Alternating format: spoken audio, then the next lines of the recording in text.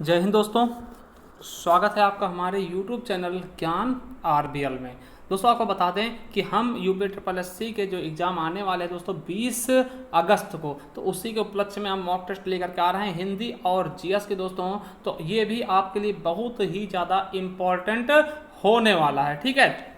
तो चलिए दोस्तों शुरू करते हैं इस मॉक टेस्ट को। दोस्तों एक चीज़ और बता दें आपसे कि हमने ये पेड के स्ट्रेटजी एक बनाया है कि कितना स्कोर आप करेंगे तो क्या सेफ जोन में रहेंगे, ठीक है। तो इसको अगर देखना ज़रूर देखिएगा। चलिए शुरू करते हैं दोस्तों क्वेश्चंस को। क्या क्वेश्चन देखते हैं। चलिए पहला क्वेश्चन आ चुका है दोस्तों। माउंट आबू स्थित मशहूर दिलवाड़ा मंदिर दोस्तों निम्नलिखित में से किस समुदाय का पवित्र तीर्थ स्थल है दोस्तों। तो किस समुदाय का है दोस्तों, बहुत ही इंपॉर्टेंट क्वेश्चन है। तो किस समुदाय का दोस्तों, आपको बता दें जैन समुदाय का है। क्या दोस्तों, जैन समुदाय का है, ठीक है। और आपको बता दें ये किस जिले में है, राजस्थान के, तो सिरोही जिले में पड़ता है, ठीक है। ये मंदिर कहाँ पड़ता है, तो सिरोही जिले में पड़ता है, जिसका निर्माण दोस्तों 1231 ईस्वी में दोस्तों तेजपाल नामक दो भाइयों द्वारा करवाया गया था, ठीक है। तो क्वेश्चन याद रखेंगे कहाँ पड़ता है दोस्तों, सिरोही, राजस्थान के सिरोही नामक जिले में दोस्तों, जैन धर्म से संबंधित है। और इसका निर्माण तेजपाल नाम के दोस्तों, वास्तुपाल और तेजपाल नाम के दो भाई थे दोस्तों, उन्होंने 1231 ईस्वी में करवाया था। चलिए अगला क्वेश्चन क्या है। सन 1540 में कन्नौज की लड़ाई शेर शाह और किसके बीच हुई थी दोस्तों। तो आपको पता होगा कि शेर शाह और हुमायूं के मध्य दोस्तों। आपको पता है कि हुमायूं दोस्तों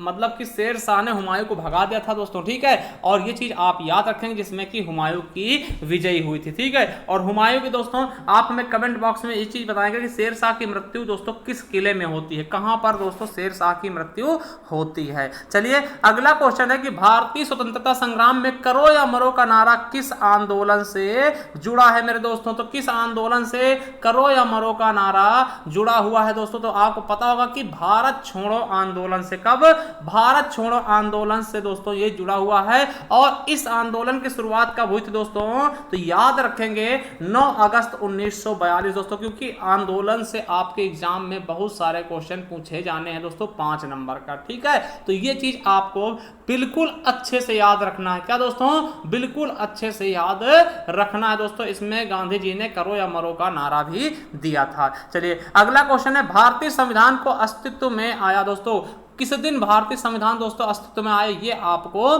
बताना है दोस्तों। तो आपको बता दें, देखिए जो भारतीय संविधान बनकर तैयार कब हो गया था, 26 नवंबर 1949 को, 48 नहीं दोस्तों 49 का लेना। इस दिन दोस्तों बनकर तैयार हो गया था। मगर अस्तित्व मतलब क्या होता है, प्रभाव में कब आया, मतलब प्रभावी रूप से लागू कब हुआ है दोस्तों। तो आप तब बताएंगे 26 जनवरी 1950। ये आला आपका आंसर बिल्कुल और बिल्कुल राइट हो जाएगा दोस्तों। और एक चीज बता दें कि हमारे संविधान को बनने में दोस्तों 2 वर्ष 11 माह 18 दिन का समय लगा और टोटल 114 बैठकें भी हुई है दोस्तों, ठीक है। और दोस्तों 9 दिसंबर 1946 को दोस्तों इसकी पहली बैठक होती है, ठीक है। तो ये भी याद कर लेंगे, ठीक है। चलिए अगला क्वेश्चन है कि भारतीय संविधान का अनुच्छेद 48A पर्यावरण का संरक्षण और सुधार एवं वन एवं वन्य जीवन की सुरक्षा किससे संबंधित है मेरे दोस्तों। तो ये चीज आपको बिल्कुल अच्छे से बताना है। क्या, बिल्कुल अच्छे से बताना है। ये किसमें संबंधित दोस्तों, राज्य सरकार, केंद्र सरकार, भारतीय नागरिक के मौलिक अधिकार दोस्तों, यानी मूल अधिकार, और नीति निर्देशक सिद्धांत। दोस्तों आपको बताते हैं कि जो हमारा नीति निर्देशक सिद्धांत है ये इसी में संबंधित दोस्तों ये चीज क्वेश्चन पूछा जाएगा कि किस देश से लिए गए, तो आयरलैंड से दोस्तों, आयरलैंड से। अब देखिए ये कहां से कहां तक है, तो 36 से लेकर के 51 तक, अनुच्छेद 36 से लेकर के 51 तक। और भाग 4 में दोस्तों, कहां, भाग 4 अनुच्छेद 36 से 51 तक। और दोस्तों इनका उद्देश्य क्या होता है, समाज कल्याण। क्या, इनका उद्देश्य होता है समाज कल्याण। और दोस्तों ये राज्य सरकार पर निर्भर होते हैं दोस्तों, वो इसे लागू करें या नहीं दोस्तों, ठीक है। तो ये चीज आप बिल्कुल अच्छा समझिएगा कि भाग 4 36 से 51 तक दोस्तों, ठीक है। मौलिक अधिकार जो है दोस्तों, मौलिक अधिकार कहां है दोस्तों, तो भाग 3 में दोस्तों, ठीक है। 12 से लेकर के 35 तक दोस्तों, भाग 3 12 से लेकर के 35 तक आपके मौलिक अधिकार है दोस्तों, ठीक है, जिन्हें हम मैग्ना कार्टा के नाम से भी जानते हैं। भाग 3 को दोस्तों मैग्ना कार्टा कहते हैं, भारत का मैग्ना कार्टा कहते हैं, ठीक है। चलिए अगला क्वेश्चन आपका कौन सा है। अगला क्वेश्चन है आपका, लोकसभा में राज्यों में कुल सदस्यों की संख्या कितनी है दोस्तों? लोकसभा में राज्यों में कुल सदस्यों की संख्या कितनी है दोस्तों? तो ये चीज आपको बताना है दोस्तों, ठीक है। क्या बताना है कि कितने राज्यों में कितनी संख्या है दोस्तों, ये चीज आपको बिल्कुल अच्छे से बताना है। तो आपको बता दे दोस्तों कि देखिए लोकसभा में राज्यों में कुल संख्या कितनी दोस्तों? तो 530 है। क्या है दोस्तों? 530 है दोस्तों। और इसके अलावा 20 सदस्य दोस्तों कहां से आते हैं? देखिए 530 समझिएगा, 530 और 20 सदस्य दोस्तों यूटी यानी केंद्र शासित प्रदेश से आते हैं दोस्तों, ठीक है। तो कितने हो गए दोस्तों? 550 हो गए दोस्तों। और 2 राष्ट्रपति द्वारा चुने जाते हैं दोस्तों, 2 राष्ट्रपति द्वारा मनोनीत किए जाते हैं। यानी कि हम कह सकते हैं कि दोस्तों राज्यों से कुल कितने? 530 और केंद्र शासित प्रदेश से 20 और 2 का मनोनयन कौन करता है? राष्ट्रपति। यानी अगर पूछ ले कि टोटल कितने हैं दोस्तों, तो 552 दोस्तों। अधिकतम संख्या कितनी? 552 मेरे दोस्तों, ठीक है। चलिए अगला है क्वेश्चन, सौर ऊर्जा किसके द्वारा उत्पन्न होती है दोस्तों? तो सौर ऊर्जा आपको पता ही है संलयन प्रक्रिया पर आधारित है दोस्तों। किस पर दोस्तों? संलयन प्रक्रिया पर आधारित है दोस्तों, ठीक है। तो ये चीज आप बिल्कुल अच्छे से समझ गए होंगे। अगला, हिमालय किस प्रकार के पर्वत के उदाहरण दोस्तों, ठीक है। तो आपको पता है दोस्तों कि हिमालय कैसा पर्वत दोस्तों?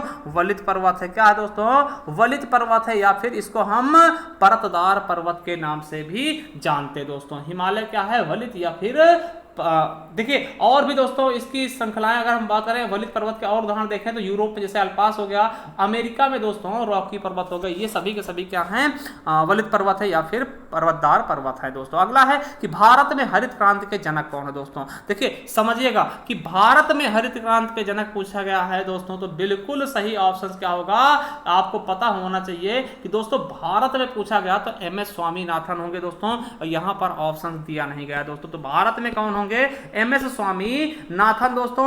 और बात कर ले, अगर ऐसे बात करता कि हरित क्रांति के जनक कौन है, तब नॉर्मन बोरलॉग हो जाते, नॉर्मन ई बोरलॉग हो जाते। और दोस्तों बात कर ले कि हरित क्रांति शब्द का सबसे पहले प्रयोग किसने किया? तो विलियम गॉड ने किया दोस्तों। ये चीज आप याद रखेंगे कि हरित क्रांति की शुरुआत भारत में कब हुई? तो 1966-67 में हुई थी दोस्तों, ठीक है। और एक चीज ये याद रखना है कि भारत में कौन है हरित क्रांति के जन्मदाता? तो दोस्तों कौन है? MS स्वामीनाथन, ठीक है। और विश्व में पूछ ले तो नॉर्मन ई बोरलॉग दोस्तों। इसमें कोई सभी ऑप्शंस नहीं, यहाँ पे बात करता विश्व में हरित क्रांति के जनक कौन है, तो नॉर्मन ई बोरलॉग हमारा दूसरा ऑप्शन सही होता, ठीक है। चलिए अगला है, भारत में सर्वाधिक लंबा प्लेटफॉर्म कौन सा दोस्तों? अभी वर्तमान में दोस्तों सबसे लंबा प्लेटफॉर्म कौन सा है? गोरखपुर का, ठीक है। चलिए अगला है, भारतीय रिजर्व बैंक का लेखा वर्ष क्या होता है दोस्तों? देखिए भारतीय रिजर्व बैंक का लेखा वर्ष क्या होता है ये आपको पता होना चाहिए दोस्तों। कौन सा होता है लेखा वर्ष दोस्तों? जुलाई जून होता है, ठीक है दोस्तों। ये चीज आपको पता होना चाहिए दोस्तों। भारतीय रिजर्व बैंक की स्थापना कब हुई है? तो 1 अप्रैल 1935 दोस्तों, ठीक है। और इसका राष्ट्रीयकरण कब हुआ है? तो 1 जनवरी 1949 को, 1 जनवरी 1949 को राष्ट्रीयकरण हुआ है दोस्तों। और स्थापना 1935 को हुई है दोस्तों, ठीक है।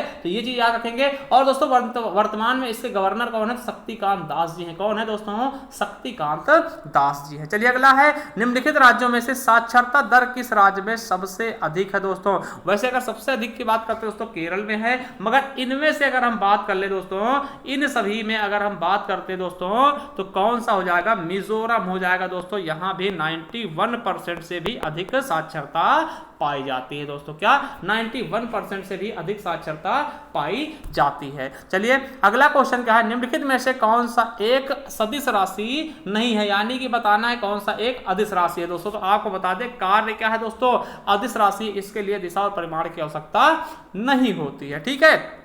चलिए अगला क्वेश्चन है, बिजली के बल्ब में फिलामेंट किसका लगा होता है? किससे बना होता है दोस्तों? फिलामेंट बहुत बार पूछा गया क्वेश्चन होता है दोस्तों। तो किसका होता है दोस्तों? टंगस्टन का दोस्तों। टंगस्टन का प्रतीक चिन्ह क्या होता है? W होता है। क्या? W होता है। W से टंगस्टन को हम प्रतीक करते हैं दोस्तों। और आपको बता दें क्यों इसका प्रयोग किया था? क्योंकि दोस्तों टंगस्टन का गलनांक उच्च होता है, लगभग कितना? 3400 डिग्री सेंटीग्रेड, ठीक है। तो ये चीज आप याद रखेंगे, इसीलिए इसका प्रयोग हम करते हैं बल्ब में। हाइड्रोजन की परमाणु संख्या संख्या है दोस्तों, तो हाइड्रोजन की परमाणु संख्या कितनी होती है दोस्तों, तो 1 होती है। ठीक है, याद रखेंगे। अगला है कोशिका सिद्धांत का प्रस्ताव देने वाले वैज्ञानिक का नाम बताइए दोस्तों। कोशिका सिद्धांत का प्रतिपादन किसने दिया दोस्तों, तो ये चीजें आपको बिल्कुल अच्छे से पता होना चाहिए। किसने दिया है, स्लाइडेन और श्वान ने दोस्तों। ठीक है, ये चीज आपको पता होना चाहिए। चलिए अगला क्वेश्चन है, प्रकाश संश्लेषण वनस्पति कोशिका में स्थित में होता है दोस्तों। कहां स्थित होता है दोस्तों प्रकाश संश्लेषण, तो इसका बिल्कुल सही ऑप्शन क्या हो जाएगा, क्लोरोप्लास्ट में दोस्तों। क्या, क्लोरोप्लास्ट में दोस्तों ये उपस्थित होता है दोस्तों। अगला है माउस, कंप्यूटर माउस का आविष्कार किसने किया था दोस्तों। बहुत ही अच्छा क्वेश्चन आ चुका है दोस्तों कि कंप्यूटर माउस का आविष्कार किसने किया, तो डगलस ने किया था दोस्तों। डगलस एंजल बर्ट ने दोस्तों माउस का आविष्कार किया था दोस्तों। ठीक है, चलिए एक आईपी एड्रेस में कितने बिट्स होते हैं दोस्तों, एक आईपी एड्रेस में कितने बिट्स होते हैं दोस्तों, ये आपको बताना है दोस्तों। देखिए आईपी का फुल फॉर्म क्या होता है, इंटरनेट प्रोटोकॉल दोस्तों। कितना, इंटरनेट प्रोटोकॉल होता है और इसमें दोस्तों कितने होते हैं, 32 बिट्स होते हैं। कितने दोस्तों, 32 बिट्स होते हैं दोस्तों। ठीक है, तो ये चीजें आपको पता होना चाहिए। चल अगला है कि सुंदरवन टाइगर रिजर्व किस राज्य में स्थित है दोस्तों, तो आपको पता होगा सुंदरवन कहां है दोस्तों, सुंदरवन पश्चिम बंगाल दोस्तों। दुनिया का सबसे बड़ा डेल्टा भी बनाता है सुंदरवन डेल्टा दोस्तों। ठीक है, चलिए अगला क्वेश्चन क्या है, गरबा दोस्तों। गरबा लोक नृत्य कहाँ का है दोस्तों, आपको पता होगा दांडिया और गरबा कहाँ का है दोस्तों, गुजरात का है दोस्तों। कौन कहाँ का है, तो गुजरात का है मेरे दोस्तों गरबा और दांडिया मेरे दोस्तों। ठीक है, तो याद रखेंगे। ठीक है, चलिए अगला है अंतरराष्ट्रीय महिला हिंसा उन्मूलन दिवस कब मनाया जाता है दोस्तों, तो कब मनाया जाता है, तो आपको बता दें मेरे दोस्तों, तो 25 नवंबर को अंतरराष्ट्रीय महिला हिंसा उन्मूलन दिवस मनाया जाता है। अगला है कि Uttar Pradesh arm constabulary act किस वर्ष पारित हुआ दोस्तों, तो ये दोस्तों कब पारित हुआ, तो 1948 में। कब दोस्तों, सन 1948 में। अगला है कि प्रसिद्ध शास्त्रीय गायक भीमसेन जोशी दोस्तों, ये आपके यूपी पुलिस में पूछा गया क्वेश्चन है कि किस घराने से संबंधित थे दोस्तों भीमसेन जोशी दोस्तों, किस घराने से संबंधित है, बनारस घराने से, किराना घराने से, या फिर लखनऊ या फिर रामपुर दोस्तों। किससे, किराना घराने से संबंधित थे दोस्तों। कौन दोस्तों, भीमसेन जोशी मेरे दोस्तों। ठीक है, तो याद रखेंगे बिल्कुल अच्छे से। चलिए अगला क्वेश्चन क्या है कि भारत निम्नलिखित में से किस फसल के उत्पादन में दोस्तों उत्तर प्रदेश देश में प्रथम स्थान नहीं दोस्तों। कौन से उत्पादन में उत्तर प्रदेश का प्रथम स्थान नहीं है मेरे दोस्तों, तो इसका बिल्कुल सही ऑप्शन क्या होगा, देखिए गेहूं में प्रथम स्थान है दोस्तों। देखिए गेहूं में अगर क्वेश्चन पूछेगा प्रति हेक्टेयर सबसे ज्यादा उत्पादन कौन करता है, तब पंजाब आएगा दोस्तों। और सबसे ज्यादा गेहूं कहां उत्पादित होता है, तो उत्तर प्रदेश। आलू में भी उत्तर प्रदेश है, गन्ना उत्पादन में भी उत्तर प्रदेश, मगर चावल में दोस्तों दूसरे स्थान पर है, पहले पर है पश्चिम बंगाल में दोस्तों। तो बिल्कुल सही ऑप्शन हमारा डी हो जाएगा दोस्तों। और एक चीज बता दोस्तों कि अगर आप किसी भी तरह की तैयारी कर रहे हैं तो दोस्तों आपके लिए एक हिंदी की हमने ई बुक जारी की है पीडीएफ के रूप में दोस्तों। इसमें आपको संपूर्ण हिंदी ग्रामर मिल जाएगा दोस्तों, जिसमें वर्णमाला, विकारी शब्द, अविकारी शब्द, वाक्य, लिंग, वचन, कारक, काल और दोस्तों संधि, समास, रसछंद, अलंकार दोस्तों सब कुछ होगा इसमें। और दोस्तों इसका अगर प्राइस बात करें दोस्तों तो कितने रुपए का है दोस्तों, 50 रुपए में ये आपको पीडीएफ के रूप में प्राप्त करवा दी जाएगी। अगर आप इच्छुक है इसको लेने दोस्तों, इस नंबर पे हमें मैसेज कर सकते हो, व्हाट्सअप कर सकते हो दोस्तों। ठीक है, चलिए थैंक यू दोस्तों, मिलते हैं नेक्स्ट वीडियो में। थैंक यू, धन्यवाद, जय हिंद, जय भारत।